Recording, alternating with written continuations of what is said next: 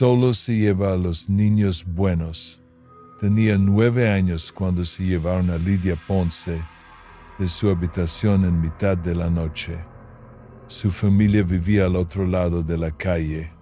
Aquella noche, yo estaba mirando por el telescopio que mi padre me había comprado unas semanas antes para observar el cielo nocturno. La contaminación lumínica de la ciudad dificultaba ver las estrellas a simple vista. Pero después de 3 semanas escudriñando por el ocular, había encontrado algunas constelaciones que aparecían en el mapa estelar que venía con el regalo. Aparté la vista del ocular medio segundo y vi una figura oscura que se movía hacia el lateral de la casa de Lidia. Parecía un hombre de un tamaño imposible que gateaba a 4 patas. No pude distinguir ningún rasgo, pero observé cómo estiraba su enorme brazo a través de la ventana, atravesaba el cristal de un puñetazo sin esfuerzo y la sacaba de un solo movimiento fluido. Lidia pataleaba y gritaba mientras yo soltaba un chillido y llamaba a mi padre. Era difícil discernir qué estaba haciendo el hombre mientras arrastraba a Lidia hacia la oscuridad junto a su casa, pero casi podría jurar que me estaba mirando directamente a mí. Mi padre entró en mi cuarto y tras calmarme lo suficiente como para obtener una respuesta coherente, llamó a la policía. Les conté a los policías todo lo que acabo de contarte a ti. Mi padre y las autoridades locales tomaron mi declaración como la imaginación desbordada de un niño asustado, pero yo sé lo que vi. Durante la semana siguiente, los padres de Lidia salieron todas las noticias pidiendo que les devolvieran a su hija.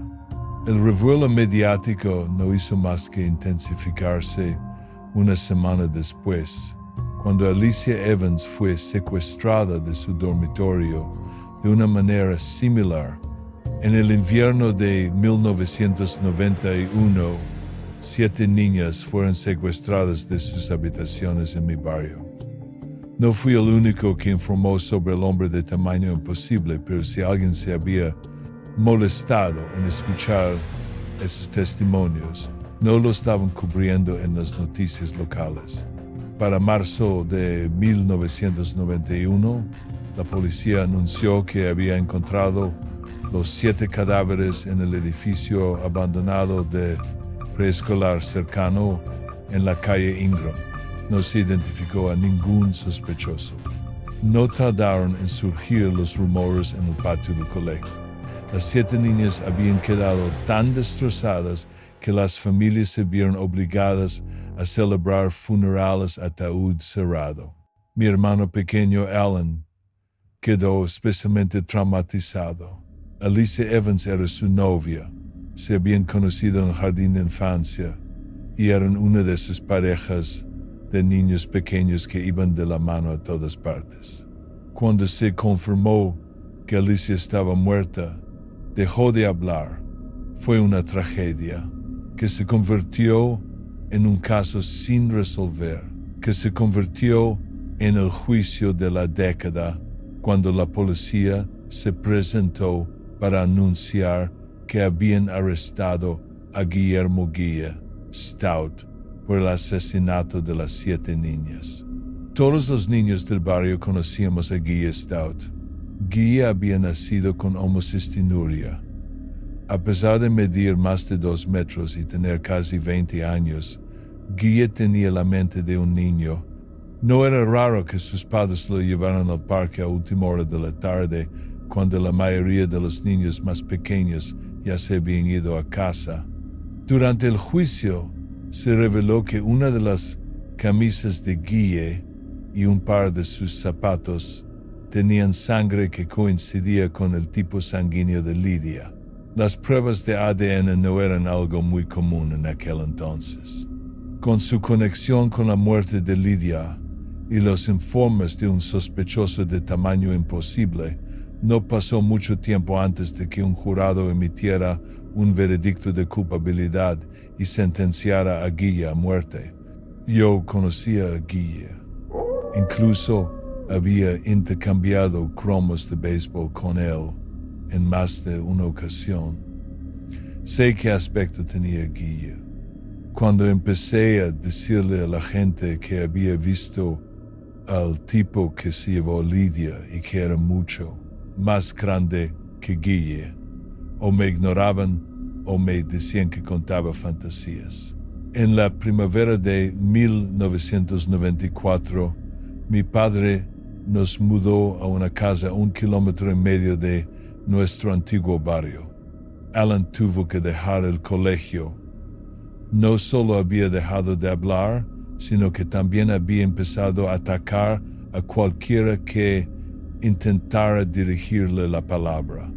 Los loqueros del hospital le recetaron una serie de pastillas que lo dejaban mirando por la ventana la mayor parte del día. Mi padre tuvo que contratar a un cuidador a tiempo completo para Alan 3 años después del secuestro de Lidia y el juicio de Guille. Yo seguía convencido de que había un monstruo gigante por ahí robando niños. Probablemente había leído todos los libros de la biblioteca local sobre fantasmas, monstruos y asesinos en serie. Estaba en 7º curso y la mayoría de los chicos habían empezado a llamarme Siniestro. A pesar de ser el niño raro que todos creían que era un adorador del diablo o algún tipo de bicho raro, había hecho algunos amigos. Estefanía Ponce compartía mi opinión sobre Gilly Stout. Ella estaba en la habitación cuando su hermana gemela fue arrancada de la ventana.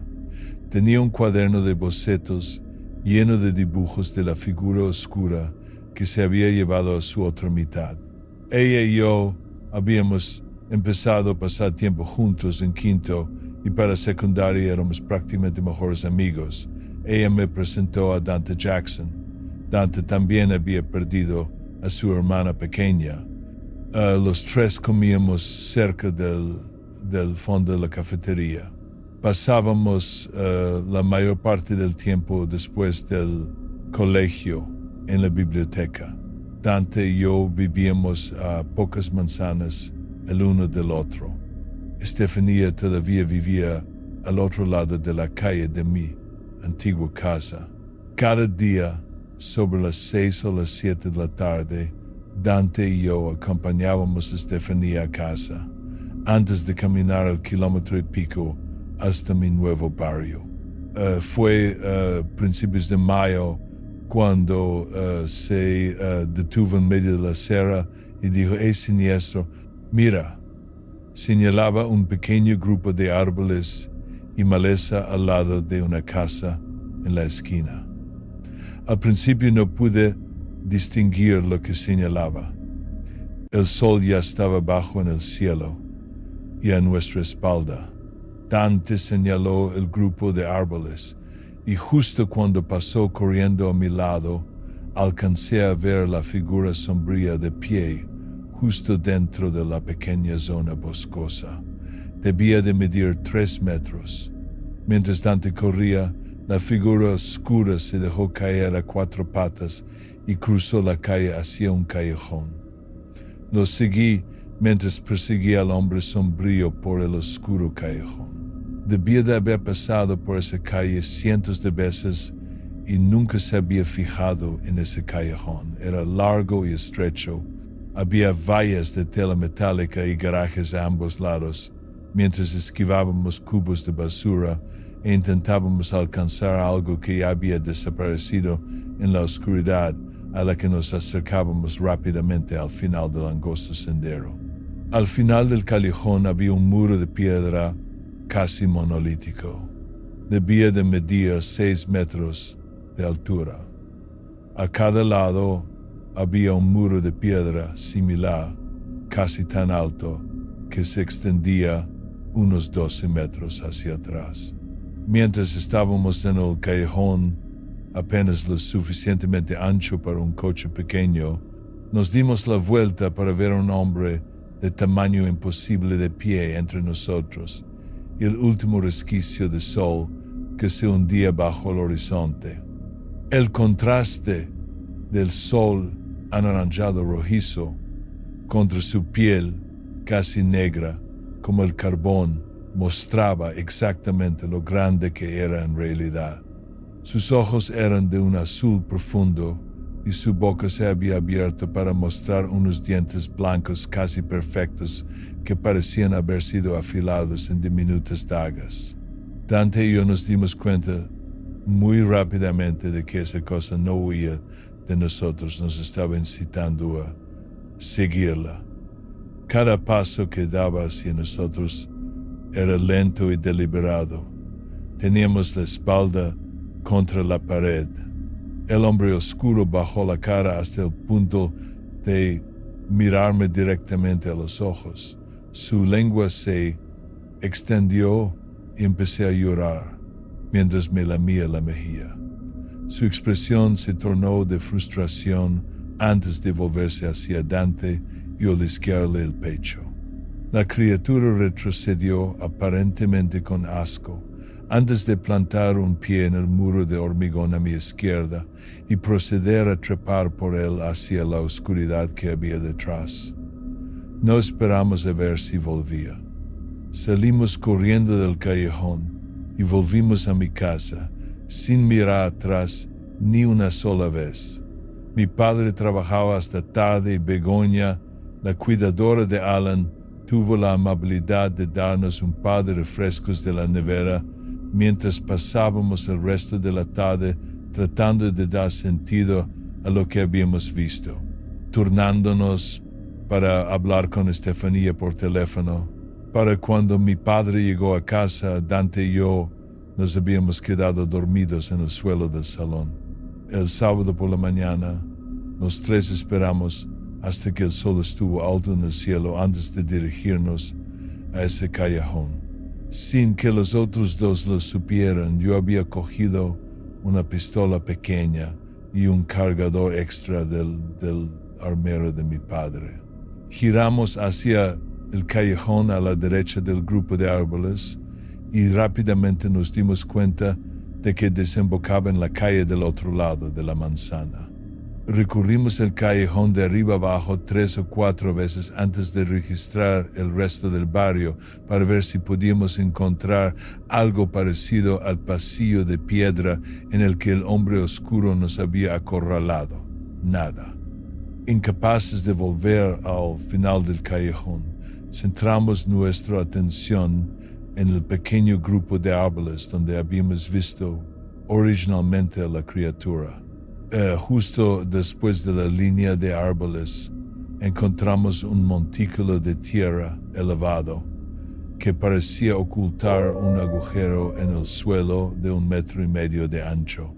Yo no estaba dispuesto a bajar y no creo que ninguno de nosotros estuviera muy inclinado a ello. En vez de eso, tiré una piedra al agujero. La oí rebotar contra las paredes un par de veces, antes de hacer un sonido como si hubiera caído en un charco de agua. Dante dijo: «Aparta la vista, Steph. Esta cosa se llevó a Andrea y voy a mearme encima». Estefanía se apartó mientras él procedía a echar una meada directamente en la boca del agujero. Al igual que con la piedra, oímos la orina golpear lo que sonaba como agua en el fondo. Sin embargo, nada más subirse Dante la cremallera, oímos un rugido estruendoso proveniente de algún lugar profundo en el abismo, seguido de fuertes sonidos de raspado. Salimos disparados y justo cuando pasábamos al borde de los árboles, miré hacia atrás para ver un brazo negro como el carbón, con una enorme mano negra lanzando un zarpazo en nuestra dirección. Habíamos encontrado su guarida. Uno pensaría que habríamos encontrado una manera de tapar el agujero o convencido a algunos adultos para que hicieran algo al respecto, pero 3 años intentando convencer a la gente de que el hombre oscuro existía, nos habían enseñado que nadie nos iba a creer. En lugar de intentar hacer espeleología, volvimos a la biblioteca y pasamos el resto del día buscando cualquier cosa que pudiera decirnos más sobre el hombre oscuro. Pasé la mayor parte de la tarde en la sección paranormal de la biblioteca para adultos. Me senté en una mesa hojeando libros sobre fantasmas, críptidos y diversas leyendas locales. Dante y Estefanía habían desaparecido en algún momento y me habían dejado con mi lectura.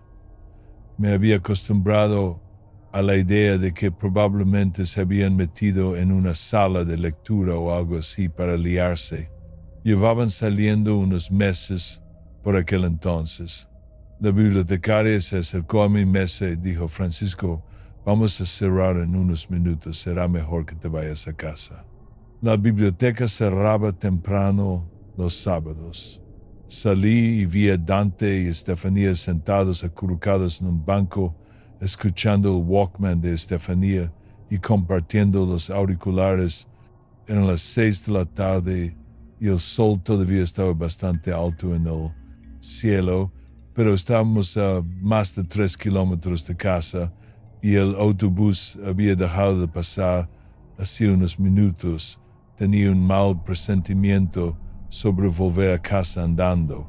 Me volví hacia Estefanía y le dije: ¿crees que podríamos llamar a tus padres para que vengan a buscarnos? Estefanía negó con la cabeza antes de decir: mi padre odia a Dante. Antes llamaría a la policía y les diría que he robado algo. Dante se rió y dijo: sí, el tío me odia, pero podemos llamar a mi primo Q. Fuimos a una cabina telefónica cercana y eché una moneda en la ranura mientras Dante cogía el auricular y llamaba a Q. Unos minutos más tarde, un adolescente en un coche familiar se detuvo y dijo: Dante, ¿quién es la chica? Dante me dio un puñetazo en el brazo y dijo: ¿te refieres a Siniestro? No, es un tío, crío. Q se rió y dijo: deja de hacer el payaso, tío. Venga, ¿a dónde os llevo? Me subí al asiento delantero con Q y Dante se subió atrás con Estefanía. Q era el primo mayor de Dante. Vivía con Dante y su abuela no muy lejos de mi casa. Metí la mano en la mochila para sacar mi botella de agua y Q me dio un golpecito en el hombro, susurrando: oye niño, ¿por qué vas armado? Miré dentro de la mochila y vi que la pistola estaba a la vista. Me volví hacia Q y le dije: tío, no querrás saberlo. Entramos en el camino de entrada de Q y él se dio la vuelta para decir: ve a presentarle a la abuela tu chica. Voy a hablar con Siniestro un minuto. A ver, pequeño, ¿por qué vas por ahí con esa pistola?, preguntó Q en tono preocupado. Miré por la ventanilla y respondí: ¿sabes por qué me llaman Siniestro? Q contestó: sí, porque siempre estás con tus historias de fantasmas y mierdas. Me reí incómodamente y dije: no, es porque vi a la cosa que se llevó a la hermana de llevarse a Lidia Ponce. No fue Guille Stout. El tono de Q cambió a uno de ira, alzó ligeramente la voz y dijo: no metas a Andrea en ninguna de tus mierdas de fantasmas. Espero que ese puto retrasado se queme en el infierno por lo que hizo. Me volví hacia Q y lo miré directamente a los ojos mientras decía: la cosa parece un hombre, pero su piel es tan negra como la medianoche y mide casi 3 metros. ¿Crees que estoy de coña? Pregúntale a Dante. Él también lo vio. Q Se estremeció visiblemente y dijo, «Ya veo por qué te llaman siniestro». Continué, «Sabemos dónde está esa cosa, y en cuanto la vea de nuevo, voy a dispararle. No se lo digas ni a D ni a Steph. No saben lo de la pistola de mi padre y no pienso decírselo». Q sacó un cigarrillo de un paquete en el bolsillo de su camisa y me lo ofreció diciendo, «¿Fumas?» Mentí, dije, «Claro». Encendió el cigarrillo y me lo dio antes de encender uno para él. 13 años viviendo con un fumador en casa y ni siquiera tosí al inhalar por primera vez el mentol fresco del cigarrillo. A la segunda calada ya me sentía un poco mareado, pero me gustó. Me fumé el cigarrillo y miré por el parabrisas en silencio mientras Q y yo compartíamos ese momento. Después de casi 5 minutos de silencio, Q dijo, «Deberías hablar con mi abuela sobre ese tío alto y oscuro. Suena como una historia que nos contaba». Salí del coche y entré para ver que la abuela de Dante ya nos había preparado un festín. Estefanía y la abuela charlaban sobre Dante cuando Q entró detrás de mí. La abuela dijo, «Huelo ese humo en ti, Quentin Marcus Jackson. Más te vale lavarte las manos antes de tocar esta comida». Me uní a él en el fregadero y también me lavé las manos. No quería arriesgarme a caerle mal. Q acercó una silla y Dante dio las gracias mientras nos sentábamos todos alrededor de la mesa. Stephanie había llamado a sus padres diciendo que estaba en mi casa. Mi padre probablemente no llegaría a tiempo para darse cuenta de que me había quedado fuera hasta tarde. Comimos y hablamos durante la cena hasta que la abuela le dijo a Q que llevara a Stephanie a casa y mandó a Dante arriba a ducharse y prepararse para dormir. La ayudé a recoger la mesa mientras ella decía, «¿De qué hablabais tú y Q ahí fuera?» Parecía que había visto un fantasma. No respondí. La abuela dejó el último plato de la mesa en la encimera antes de decir, «No deberías andar por esta ciudad de noche. Es peligroso ahí fuera». Me reí y dije, «No tiene ni idea». La abuela puso una expresión a medio camino entre severa y asustada cuando dijo, «Pruébame, niño». Durante la siguiente hora le conté lo de Lidia, el hombre oscuro, el final del callejón que en realidad no estaba allí, y cómo habíamos encontrado un agujero en el que parecía esconderse. La abuela no dijo mucho, pero tampoco me dijo que estaba loco o que me inventaba cosas.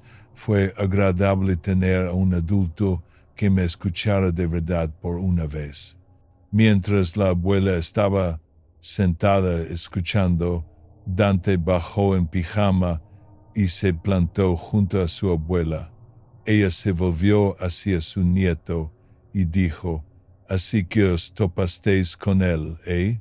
Dante asintió y la abuela metió la mano en su bolso y sacó una pequeña petaca de metal. Después de tomar un trago, tosió y dijo, «Tenéis que escuchar con atención, podría salvaros la vida». Cuando yo tenía la edad de Q, todo el mundo estaba preocupado por las bombas atómicas de los rusos. A los del ayuntamiento se les ocurrió que iban a construir un túnel que conectara un montón de refugios nucleares bajo la ciudad. Ese viejo edificio del preescolar solía ser una escuela primaria. Uno de los refugios se construyó justo allí, en el sótano. Mi marido Percy trabajaba en el equipo de excavación. Llegaba a casa contándome historias de cómo habían excavado un túnel desde la escuela primaria hasta la estación de tren en la Tercera Avenida.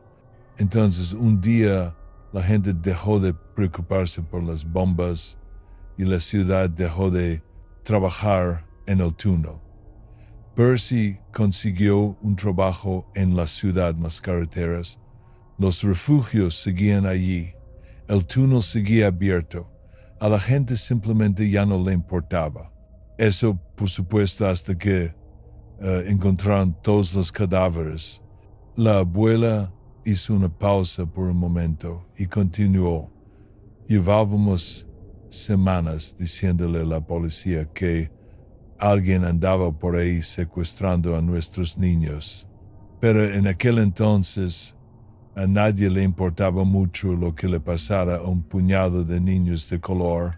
Solo cuando la hija del alcalde desapareció, la policía empezó a investigar. 3 niños blancos más desaparecieron en una semana, y una de las madres describió un hombre negro y alto que huía hacia la escuela primaria. La policía registró cada centímetro de ese edificio y al no encontrar nada, bajaron al sótano y encontraron la puerta del túnel abierta de par en par. Menos de una hora después, estaban llamando a todos los agentes disponibles. Habían encontrado a 15 niños descuartizados en el refugio nuclear. Algunos parecían llevar meses allí.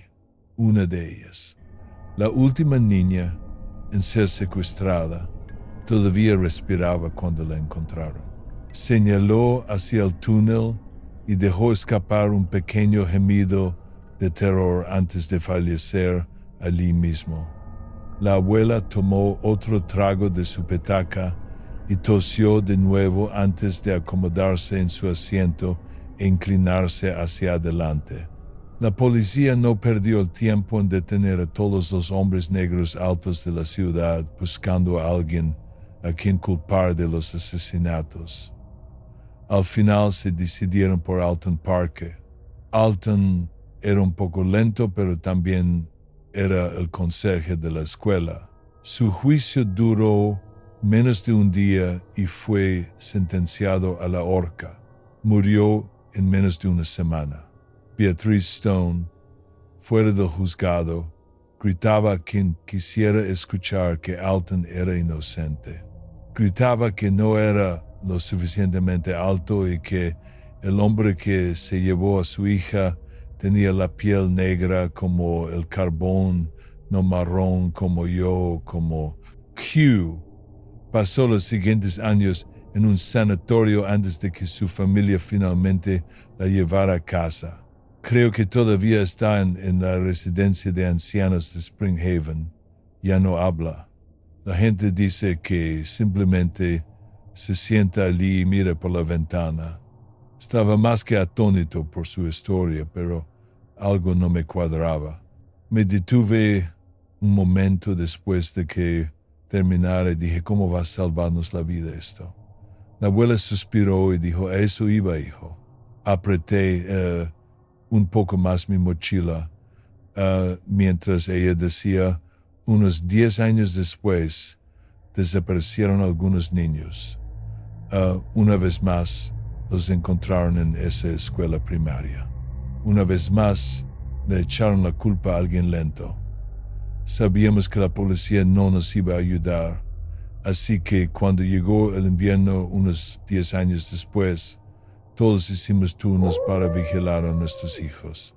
La madre de Q tenía unos 5 o 6 años por aquel entonces. Percy estaba sentado en el dormitorio con nuestro hijo mayor, Jaime, turnándose para mirar por la ventana y sostener la escopeta. Mabel, la madre de Q, y su hermano Ozzy estaban en la cama cuando llegó la criatura. Percy dijo que al principio casi parecía una sombra. Jaime sostenía la escopeta y le disparó directamente en el pecho. Soltó un aullido espeluznante. Jaime y Mabel gritaron y se tiraron al suelo. La criatura metió la mano, agarró a Jaime por el brazo y lo lanzó contra la pared con la fuerza suficiente para dejarlo inconsciente. Percy fue a por el arma y ya la estaba levantando cuando yo metí la mano y agarré a Jaime. Mabel estaba sentada en el suelo, Cuando esa maldita cosa asomó la cabeza y la olfateó antes de girarse y mirar a Jaime, se abalanzó sobre él justo a tiempo para que Percy recargara la escopeta y disparara una ráfaga de perdigones directamente a la cara de la cosa. Aulló mientras saltaba por la ventana y se perdía en la noche. La abuela cogió la petaca y se la pasó a Dante, diciendo: «Bebe, hijo, tú también, Francisco». Dante tomó un trago y tuvo una arcada antes de pasármela. Tomé un sorbo y sentí cómo me quemaba al bajar por la garganta. La abuela recuperó su petaca y dijo: «Jaime era el niño más dulce que pudieras conocer». Mabel, sin embargo, era una pequeña alborotadora. Después de hablar con Ethel Pearson en la iglesia, oímos cómo sus gemelas dormían en la misma cama cuando se llevó a una y dejó a la otra. Ella maldijo en voz baja y dijo que vio cómo apartaba la mirada de la niña superviviente con asco. Al parecer, a la niña que quedó la acababan de pillar robando del bolso de su madre ese mismo día. Dante interrumpió y dijo: «Solo se lleva a los niños buenos, ¿verdad?». La abuela le dio una palmadita en la cabeza a Dante y dijo: «Ese es mi chico listo. Ahora no vayas a incendiar una iglesia ni nada por el estilo, pero asegúrate de hacer al menos una cosa cada día que te metería en problemas si te pillaran». Me salté la misa al día siguiente y subí a Springhaven. Después de mostrarle a la enfermera de la recepción mi Biblia y afirmar que había venido a predicar a los ancianos, me dejó entrar con una sonrisa. La abuela había dicho que la mujer se llamaba Beatrice Stone. Caminé un poco por los pasillos, deteniéndome en algunas habitaciones para hablar de Jesús para no levantar sospechas antes de ver el nombre B. Stone fuera de una habitación y encontrar a una anciana sentada en una silla mirando por la ventana. Me senté a su lado y abrí mi Biblia diciendo: «Señora Stone, mi nombre es Francisco Colley». Ella ni siquiera parpadeó en respuesta. Continué: «Sé que esto va a sonar extraño, pero tengo una pregunta para usted sobre la cosa que se llevó a su hija». Su rostro cambió a una expresión severa y sus ojos se dispararon en mi dirección, mientras su cara permanecía en la dirección general de la ventana. «Tenía los ojos azules», dije mientras me daba cuenta de que estaba siendo más que un poco desconsiderado. «Quizás por primera vez esa mañana». Beatriz tosió y dijo en voz baja: «Sus dientes eran como cuchillos». Se volvió hacia mí y dijo: «¿Cómo te acercaste lo suficiente para verlo, muchacho?». Le conté lo del callejón y cómo me había lamido. Me agarró por la muñeca y dijo: «¿Por qué tú sigues vivo cuando mi niña murió? ¿Qué te hace tan especial?». No tenía una respuesta para ella más allá de lo que la abuela había dicho la noche anterior. Balbuceé las palabras: «Solo se lleva a los niños buenos». La anciana saltó de su silla y me aporreó con una rapidez que no esperaba de una mujer que rozaba los 80. Grité de dolor mientras me arañaba la cara con las uñas. Mientras los celadores me la quitaban de encima, ella gritaba: «Si no te mata él, lo haré yo». Tuve que llamar a mi padre a la residencia y le conté la milonga de que estaba evangelizando a los enfermos y ancianos cuando la mujer me atacó. Aparecí en el colegio al día siguiente con puntos en la frente y la mejilla. Dante me preguntó qué había pasado y le mentí diciendo que me había peleado con uno de bachillerato. Él se rió y dijo sí, y anoche yo me tiré a Cindy Crawford. Ambos nos reímos y fuimos a clase. Estefanía nos esperaba fuera cuando sonó el timbre a las 3. Cuando el autobús escolar entró en mi calle, había coches de policía por todas partes. Todos nos bajamos un poco antes Mientras el autobús retrocedía y tomaba una ruta alternativa, cuanto más me acercaba a mi casa, más empezaba a sentir un nudo en el estómago. Mis peores temores se hicieron realidad cuando vi que la ventana de la habitación de Alan había sido destrozada. Begoña, la cuidadora, estaba sentada en la parte trasera de una ambulancia mientras los paramédicos le vendaban las manos y la cara. Mi padre le gritaba a la policía, solo para detenerse a media frase y correr hacia mí. Me levantó en un abrazo como los que no había recibido desde el jardín de infancia. Me abrazó y lloró mientras decía, vamos a encontrar a tu hermano, ¿vale? Me bajó y pasé a su lado para entrar en la casa. Nadie parecía muy interesado en mi habitación, así que vacié los libros de mi mochila antes de llenarla con bengalas, una linterna, la pistola que había robado de la caja fuerte de papá y algunas pilas de repuesto. Salí, furioso, y me dirigí al policía más cercano, diciendo, sabe de sobra que mi hermano va a acabar en ese puto preescolar. Coja a unos cuantos hombres y vaya allí de una vez. El oficial me lanzó una mirada de fastidio y dijo, deberías cuidar tu lenguaje, niño. Lo miré y dije, que te jodan. Si no vas a hacer nada para salvar a Alan, lo haré yo. Se volvió hacia sus colegas y yo me puse en marcha por la calle mientras Dante y Estefanía me seguían, preguntándome a dónde iba. No se comía a los niños malos. A Alan lo habían expulsado del colegio por pegar a otros estudiantes. No se lo llevó porque tuviera hambre. Sabía más allá de toda duda que se lo había llevado para castigarnos por haberlo molestado. Cuando me acerqué al edificio abandonado del preescolar, Dante me detuvo en seco y dijo, maldita sea Francisco, para. Me detuve y él continuó, ¿qué crees que vas a hacerle a esa cosa?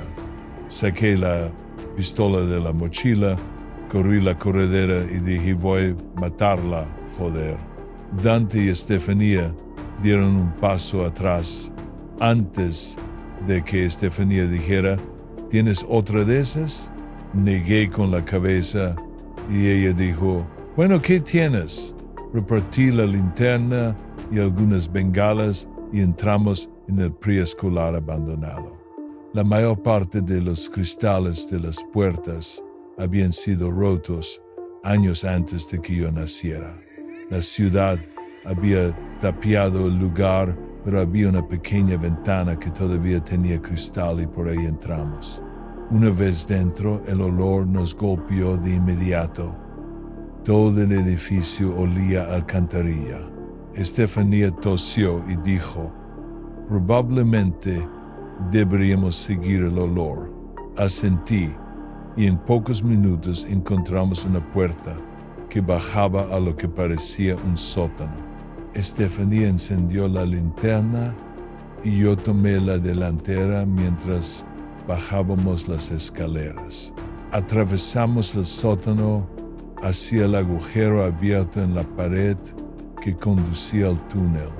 Una pesada puerta de hierro yacía oxidada en el suelo, justo enfrente de nosotros.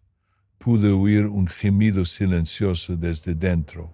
Nos apresuramos a entrar y fue entonces cuando la linterna iluminó la pierna de Alan justo encima de nosotros.